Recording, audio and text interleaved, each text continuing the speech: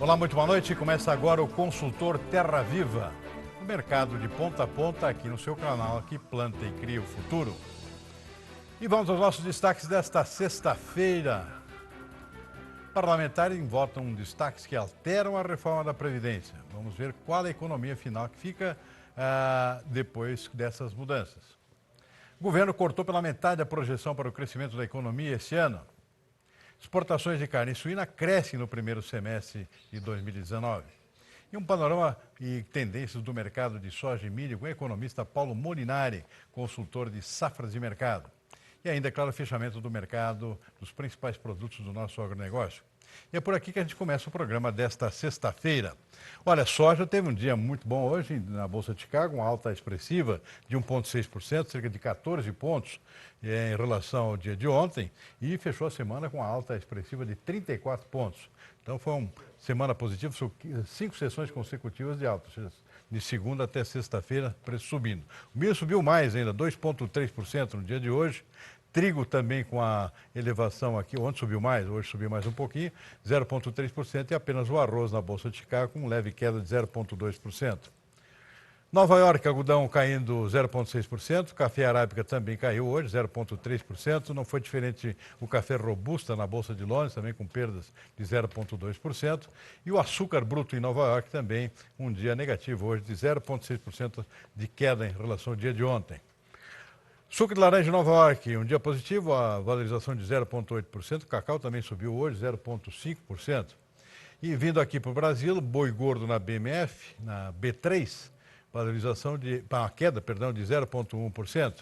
E o dólar terminou o dia aqui com queda aqui, foi várias quedas essa semana aqui, 0,3%. Na semana aqui uma perda de 2,1% no saldo líquido da semana, com mais esse dia aqui de desvalorização. Vamos ver o que houve nas bolsas lá, começando pela Bolsa de Chicago. Tivemos aqui uma valorização de 1,6%, como eu disse, 14 pontos acima de ontem, basicamente refletindo 2 pontos. Primeiro, aquele relatório do USDA, divulgado ontem, o Departamento de Agricultura americano, prevendo aqui uma produção bem menor do que previa um mês atrás e cerca de 19 milhões de toneladas a menos do que no ano passado. Muito prejudicada aqui pelo clima desfavorável, a área não chegou a atingir o nível desejado, programado pelos produtores, e a produtividade aqui com tendência de ser mais baixa em função do clima muito irregular, muito chuvoso, produtividade baixa, qualidade também. Não é diferente no caso do milho. Mas agora, o que mexeu com o mercado hoje, o fator adicional, foi previsão agora de clima muito seco nas regiões produtoras americanas, o que pode ter efeito negativo na produtividade por outra razão agora, por falta de chuvas. Portanto, aqui, os americanos não estão com sorte esse ano, efetivamente. Quando não é chuva demais, é secura demais. E aí os preços voltaram a subir hoje. Como a gente viu aqui, tanto a soja como o milho, com boa alta na Bolsa de Chicago. O trigo acabou acompanhando os outros dois, já tinha subido bastante ontem, em função do relatório do SCA, e hoje pegou o embalo do milho, particularmente aqui, e voltou a subir também, embora de forma mais moderada. Algodão em Nova York teve um dia negativo, mercado bastante volátil hoje, aqui refletindo basicamente o pessimismo com relação ao avanço das negociações entre Estados Unidos e China. O algodão é muito sensível a essas negociações, a China é um grande importador de algodão. Uma coisa não está andando, não está avançando, o algodão voltou a enfraquecer em termos de preço na Bolsa de Nova York. Queda, portanto, de 0,6%, conforme a gente viu. E o café também teve um dia negativo hoje, café arábica em Nova York, basicamente por um ajuste técnico aqui, tivemos oscilações várias nessa semana aqui, o mercado buscando um direcionamento aqui, acabou fechando com leve queda de 0,3%. Para finalizar, nós tivemos o açúcar também com um dia de volatilidade, acabando por fechar com queda de 0,6%, aqui refletindo aquilo que a gente já conhece, que é um superávit de oferta em termos globais, ou seja, a produção maior que o consumo, e isso vem dando essa derrubada nos preços aqui, o açúcar com dificuldade de ir muito adiante aqui quando sobe um pouquinho, em função desse fator de oferta e demanda que é fundamental. Para finalizar aqui, como a gente viu aqui, o dólar caiu hoje, fechou em queda de 0,3%, R$ 3,74. E na semana com perda de 2,1%. Mercado refletindo bastante aqui o avanço da reforma da Previdência no Congresso. Isso está dando uma certa aliviada no mercado financeiro. Dólar subindo, caindo, Bovespa vinha subindo, hoje também teve um dia de realização de lucros, preços voltaram a cair, queda de 1,2%. É isso aí, resumo do mercado, portanto, nessa sexta-feira, os principais indicadores dos mercados internacionais. Daqui a pouquinho a gente dá uma olhada também no nosso mercado interno. Nos preços fixos tiveram boa valorização hoje, particularmente no caso da soja e do milho. A gente vai ver daqui a pouquinho. Enquanto isso, vamos em frente com as nossas notícias. Olha, a Câmara está finalizando o primeiro turno da votação da reforma da Previdência em plenário. Entre ontem e hoje, os deputados aprovaram uma série de mudanças no projeto. Os cálculos ainda não estão fechados, mas o governo ainda espera ter uma economia próxima a 900 bilhões de reais nos próximos 10 anos.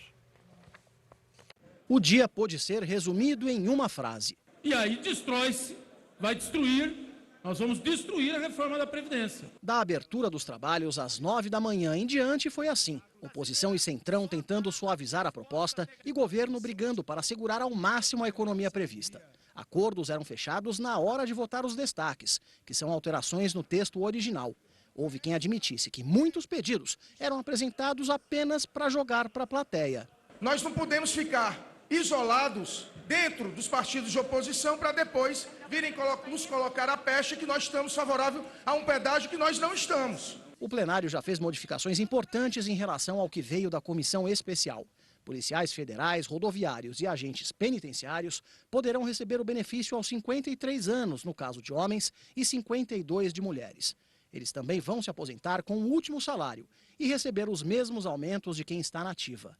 Outro destaque aprovado garante que mulheres se aposentem com 60% do benefício aos 62 anos, após o mínimo de 15 anos de contribuição. O valor sobe 2 pontos percentuais por ano a mais de trabalho, até alcançar a integralidade com 35 anos. O tempo mínimo de contribuição dos homens baixou de 20 para 15 anos, mas o máximo para receber o valor integral foi mantido em 40 e a idade mínima em 65 anos. A pensão por morte foi alterada. O pagamento não poderá ser menor do que um salário mínimo se o beneficiário não tiver renda formal. No texto base havia um redutor para evitar o acúmulo integral de aposentadorias e pensões. Nesta tarde veio outra mudança. Professores da rede pública e privada poderão se aposentar mais cedo.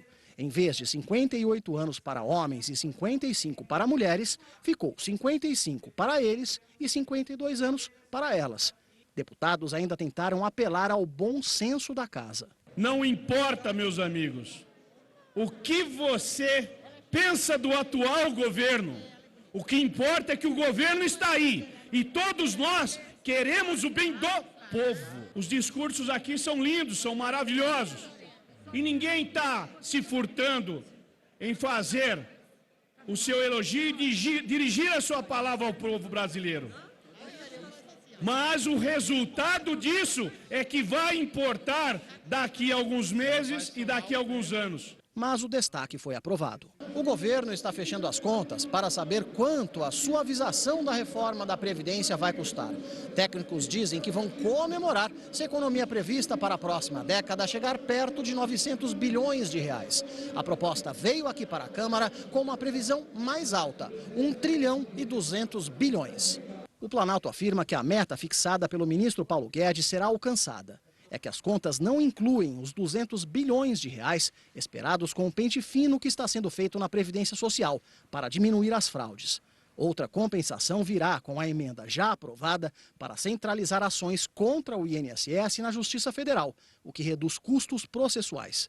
Depois da votação dos destaques, o projeto ainda tem de voltar para a comissão especial e, finalmente, para mais um turno no plenário. O presidente da Câmara já dá sinais de que a reforma poderá estar pronta para ir ao Senado só no segundo semestre. A gente tem que ir projetando, consultando para que cada partido diga quantos deputados terá amanhã, terá na próxima semana, para a gente avaliar se a gente consegue terminar tudo ainda no mês de julho ou vai ter que deixar tudo para a primeira semana do mês de agosto. E corta daqui, corta dali, a coisa vai se desidratando e sem contar o tempo que está correndo aqui, essa coisa não termina antes de outubro, depois vai ter que voltar para a Câmara ainda, dependendo das alterações feitas no Senado. Enquanto isso acontece, a economia segue desabando. E o governo hoje cortou pela metade a projeção para o crescimento da economia nesse ano, para 0,8%. A estimativa anterior era de 1,6%. As informações foram divulgadas hoje pelo Ministério da Economia. De acordo com o segundo documento da pasta, também foi revista a projeção para a inflação medida pelo IPCA, de 4,1% para 3,8%. Os indicadores mostram que a recuperação econômica continua lenta. O Ministério ressalta que a aprovação da reforma da Previdência terá um papel protagonista para a retomada do crescimento. Muito bem, vamos fazer um rápido intervalo. No próximo bloco vamos fazer uma análise aqui das tendências do mercado de soja e milho, depois das novidades da semana, que foram os cortes na produção americana pelo Departamento de Agricultura dos Estados Unidos, divulgada ontem, e a questão do clima nos Estados Unidos. Vamos ver como é que está o pulso do mercado e as tendências para a próxima semana com o economista Paulo Molinari, da consultoria Safras e Mercado. Fique aí que a gente já volta. Estamos de volta com o consultor Terra Viva. Uma nota de pesar agora. Faleceu na tarde de hoje o engenheiro agrônomo Armindo Neivo Kichel. Aos 63 anos, o pesquisador da Embrapa, gaúcho lá de Getúlio Vargas, teve um infarto agudo de miocárdio em Sinop, no Mato Grosso, perdendo o controle do veículo que dirigia e acabando por chocar-se fatalmente com outro veículo. Kichel iniciou sua carreira como pesquisador da Embrapa em 1983, na unidade de clima temperado em Pelotas, no Rio Grande do Sul. Em 1991, chegou a Campo Grande, no Mato Grosso, para atuar na Embrapa Gado de Corte. Em mais de 30 anos de carreira, o pesquisador especializou-se em recuperação e manejo de pastagens a partir da utilização de sistemas integrados de produção. Era considerado o maior especialista brasileiro nesta área. Kichel deixa a esposa, 2 filhos e 3 netos. E a gente vai agora para analisar aqui como é que estão as tendências dos mercados de soja e milho. Teve muitas novidades de semana, um relatório divulgado ontem pelo Departamento de Agricultura americano. Temos a questão do clima nos Estados Unidos, que parece agora estar indo para o outro lado, agora com previsão de falta de chuvas, antes era excesso, agora seca. Sobre esse assunto eu vou conversar agora com o economista Paulo Molinari, da consultoria Safras e Mercado. Paulo, muito boa noite, obrigado por atender aqui no nosso consultor Terra Viva. Qual é o saldo dessa semana, Paulo? Como é que vai ficar essa safra americana? Como é que fica o mercado daqui para frente? Muito boa noite. Boa noite, Silmar. Boa noite a todos. Bem, é uma safra de uma incógnita surpreendente, né? Porque não se sabe a área plantada ainda e, com isso, não se sabe também qual será o tamanho dessa safra, ou pelo menos uma projeção concreta. Tanto é que o mercado vem ignorando aí os dados de oferta e demanda do USDA, mantendo o mercado firme, né? Acreditando realmente que os números de área plantada que o USDA divulgou no dia 28 de junho estão longe da realidade, para o milho quanto a soja mais alta, o milho mais baixo.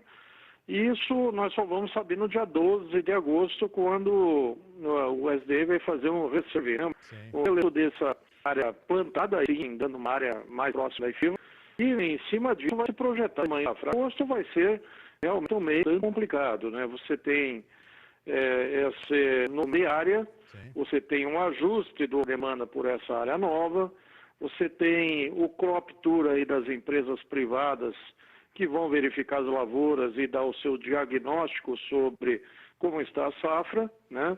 E além de tudo o clima, que como você citou agora, estamos entrando na fase crítica aí do milho, a polinização e pendoamento, precisa de chuva, precisa de temperaturas normais, precisa de um clima normal de uma lavoura que já foi instalada de forma irregular, né? A soja vai ser mais tardia esse ano, lá depois do dia 10 de agosto até 10 de setembro, a fase de floração e canivete, então fica mais para agosto o mercado de clima da soja, mas por enquanto esse milho, que é realmente a lavoura que sofreu com o clima do plantio, agora pode também ter aí algum abalo com esse clima do auge do verão americano. Ô Paulo, em cima dessa mudança nos preços, mercado um pouco mais firme, tem havido um bom volume de negócio aqui no Brasil? Como é que está a situação da comercialização, hein? Nossa grande preocupação aqui no Brasil é realmente a retenção excessiva por parte do produtor, né? Claro que existem expectativas positivas aí para os preços, dependendo do que acontecer daqui até setembro. Tem uma previsão aí de ajuste desse quadro de oferta e demanda americano, que afeta o mercado global. Só que nós não estamos sozinhos no mercado internacional, né? A Ucrânia veio aí com uma safra de milho recorde, a Argentina tem uma safra recorde, o Brasil tem uma safrinha recorde, e nós temos grandes volumes. E daqui até janeiro nós temos aí que dar uma esvaziada nos armazéns, né? para liberar esse espaço para a safra de soja que chega em janeiro. Então, a nossa grande preocupação é uma retenção excessiva por parte do Brasil, perdendo esses melhores momentos aí de preços no mercado internacional. Os negócios têm ocorrido, né? O mercado interno tem preços firmes, a exportação hoje andou muito bem no Mato Grosso, andou muito bem no Paraná. Temos aí uma fila de navios espetacular do mês de julho de 7 milhões de toneladas. Já temos agosto e quase 1,5 milhão de toneladas nomeadas, então o início da exportação está muito bom, né? A questão é que o início ótimo não garante um final excepcional e depois de setembro tem que ter vida ainda, tem que ter embarque de milho na exportação para se ter boa liquidez no mercado interno. Ô Paulo, a questão da China e Estados Unidos, as negociações estão paradas, havia um indício aqui que poderiam ser retomadas depois da reunião do G20 lá no Japão, não aconteceu nada até agora. Isso está se refletindo em maior presença chinesa aqui no mercado brasileiro? Não, no caso da soja não. A soja, a China... Existe, na verdade, uma grande dúvida sobre a real demanda da China nesse ano, tá? Porque existe um dado aí que não está batendo. Se realmente a China tem 140 milhões de cabeças de suínos a menos nesse ano, tanto a demanda de milho quanto a de soja projetada para a China desse ano está bem irreal, né? Porque o USDA reduziu apenas 3 milhões de toneladas o consumo de soja na China esse ano devido a esse quadro da peste suína. E realmente 140 milhões de cabeças dá uma redução de 13 a 14 milhões de toneladas de soja pelo menos. E 30 a 40 milhões de toneladas de milho. Então, existe alguma coisa aí que não está batendo. E a demanda de soja chinesa, não apenas no Brasil, mas no mercado global, está bem calma, bem tranquila. A China tem comprado aí para o segundo semestre de forma normal. Ela sabe que a qualquer momento ela pode ir lá nos Estados Unidos comprar 7, 5, 10 milhões de toneladas e se abastecer, né? Ou seja, não falta soja no mercado internacional e mesmo com uma redução diária nos Estados Unidos, ainda os estoques americanos são muito altos. Perfeito. Muito bem. Bom, tendência para a próxima semana, Paulo. O mercado fica agitado, você acha que pode ter alguns solavancos importantes aqui em função dessa questão do clima? Como é que está o panorama aí? Olha, daqui até setembro nós vamos ter aí o nosso mercadinho de clima, né? E ele se acelera nesse ano em função do que ocorreu nesse inédito mês de maio, em particular no milho, né? Porque as lavouras que realmente têm problemas nesse momento no meio oeste americano é o milho, né? E agora entra a fase crítica aí das lavouras. É uma lavoura que foi plantada com excesso de umidade, tem pouco enraizamento. Qualquer situação de temperatura muito acima do normal e pouca chuva pode gerar aí realmente algum estresse que se soma a esse quadro especulativo do milho nesse momento. Perfeito. Mercado volátil, portanto, deve continuar. Muito bem, eu conversei com o Paulo Molinari, economista da consultoria Safras e Mercado, dando aqui uma atualizada para a gente sobre a situação e as tendências dos mercados dos dois principais produtos aqui do nosso setor de grãos aqui, que são a soja e o milho. Paulo, muito obrigado pela participação no programa, um bom fim de semana para você, até uma próxima, hein? Obrigado, igualmente, Silmar. Muito bem, mais um rápido intervalo. No próximo bloco, como é que fechou o mercado físico aqui nos principais polos de produção aqui do nosso país. A gente volta já. De volta com o consultor Terra Viva. Vamos ver agora como é que fecharam os mercados físicos aqui no Brasil. Tem boas novidades. O produtor de soja aqui teve aqui valorizações aqui nos preços em praticamente todas as praças que a gente acompanha aqui diariamente. Começando pelo Porto, lá passando os R$80, R$80,50 em Paranaguá. Valorizações expressivas, particularmente aqui em Sorriso, no Mato Grosso, 2,5%. Também em Uberlândia, lá no Triângulo Mineiro, 2,1%. Em outras praças aqui, preços oscilando aqui em termos de valorização de 0,7% na maior parte das praças, 1,5% em Rondonópolis, por exemplo. Mas para essa valorização de até 2,5% no caso de Sorriso. Vamos ver o milho. O milho também teve um dia positivo hoje, olha aí. Ó. R$41 do Porto, Paranaguá, 1,2%. Valorizações expressivas também em Campinas, 1,3%. O maior de todos foi em Sorriso, hein? 6,4%, de R$ 23,50 para R$ 25. Uberlândia, no Triângulo Mineiro, 1,5%. Apenas lá no Erechim, Norte Gaúcho, preço estável aqui em R$ 39,00. Boi gordo, Araçatuba aqui com queda, R$ 155,00, menos 1,3%. E outra alteração aqui no Triângulo Mineiro, menos 0,7%. Demais praças estáveis. É isso, café? Café sem alterações nesta sexta-feira. E a gente fica por aqui com o nosso consultor Terra Viva de hoje. Terminamos o programa com imagens lá do plenário da Câmara dos Deputados. O pessoal continua debatendo lá as emendas, os destaques da reforma da Previdência. Boa noite a todos, até segunda-feira. Um bom final de semana.